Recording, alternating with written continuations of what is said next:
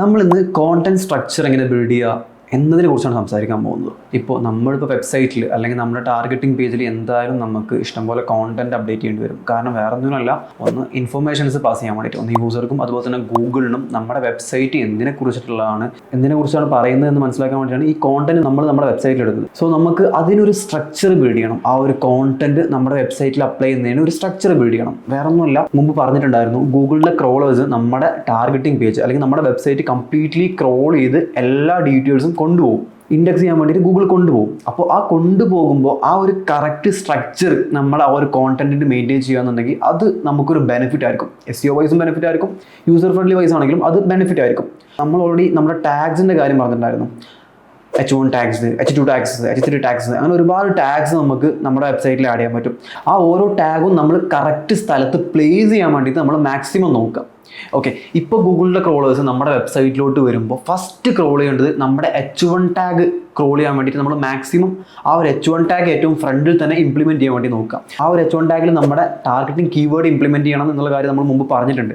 So ഏറ്റവും നന്നായിട്ടൊരു H1 tag അല്ലെങ്കിൽ നമ്മുടെ ഹെഡർ ടാഗ് നമ്മൾ മെയിൻറ്റെയിൻ ചെയ്യാൻ വേണ്ടി നോക്കുക. കാരണം ഫസ്റ്റ് നമ്മുടെ വെബ്സൈറ്റിലോട്ട് ക്രോൾ ചെയ്യാൻ വേണ്ടിയിട്ട് നമ്മൾ ഗൂഗിളിൻ്റെ ബോർഡ്സ് വരുമ്പോൾ ഫസ്റ്റ് നോക്കുന്നത് നമ്മുടെ H1 ടാഗ് ആയിരിക്കും. എന്ന് വെച്ചാൽ നമ്മുടെ ഫസ്റ്റിലുള്ള കണ്ടന്റ് എന്താണോ അതാണ് ഗൂഗിളിൻ്റെ ക്രോളേഴ്സ് ഫസ്റ്റ് ക്രോൾ ചെയ്യാൻ വരുമ്പോൾ നോക്കുന്നുണ്ടാവും. അപ്പോൾ അവിടെ തന്നെ നമുക്കൊരു ക്ലാരിറ്റി കൊടുക്കണം. നമ്മുടെ വെബ്സൈറ്റ് എന്തിനെക്കുറിച്ചാണ് പറയുന്നത് എന്നതിനുള്ളൊരു ക്ലാരിറ്റി നമ്മൾ കൊടുക്കണം. ഇപ്പോൾ ഡിജിറ്റൽ മാർക്കറ്റിങ്ങിനോട് റിലേറ്റഡ് ആയിട്ടുള്ള വെബ്സൈറ്റ് ആണെന്നുണ്ടെങ്കിൽ നമ്മൾ അതിനോട് റിലേറ്റഡ് ആയിട്ടുള്ള ഒരു ഹെഡിങ് നമ്മൾ ഏറ്റവും ടോപ്പിൽ തന്നെ കൊടുക്കുക. ദെൻ അതിനെ എക്സ്പ്ലെയിൻ ചെയ്യുന്ന ചെറിയൊരു ഷോർട്ട് ഡിസ്ക്രിപ്ഷന്, ആ ഒരു ഡിസ്ക്രിപ്ഷന് ആ H1 ടാഗിൻ്റെ താഴെ കൊടുക്കുക.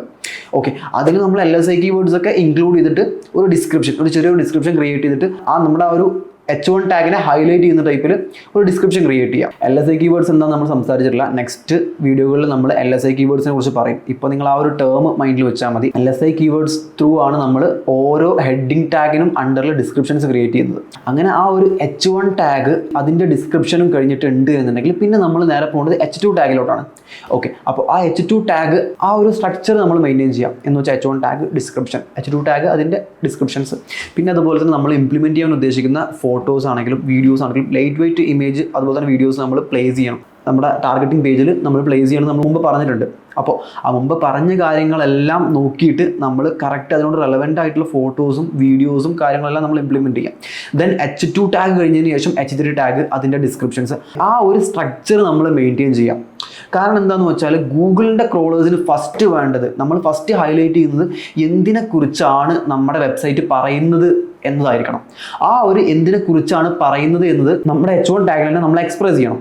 നല്ലൊരു ടാഗ് ലൈൻ അല്ലെങ്കിൽ നല്ലൊരു കോപ്പി റൈറ്റ് നമ്മുടെ കീവേഡുമായിട്ട് ഒപ്റ്റിമൈസ് ചെയ്തിട്ട് നമ്മൾ ക്രിയേറ്റ് ചെയ്ത് വെക്കുക.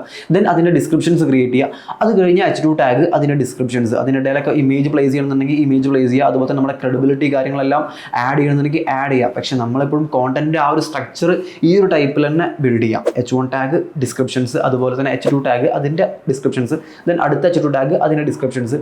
ഇനിയും H2 ടാഗ്സ് ഉണ്ട് എന്നുണ്ടെങ്കിൽ ഡിസ്ക്രിപ്ഷൻസ് ആഡ് ചെയ്യാം. പിന്നെ അതിനുശേഷം H3 ടാഗ്സ് ആഡ് ചെയ്യാം, H4 ടാഗ്സ് ആഡ് ചെയ്യാം. അങ്ങനെ ഒരു സ്ട്രക്ചർ നമ്മൾ മെയിൻറ്റെയിൻ ചെയ്യാം.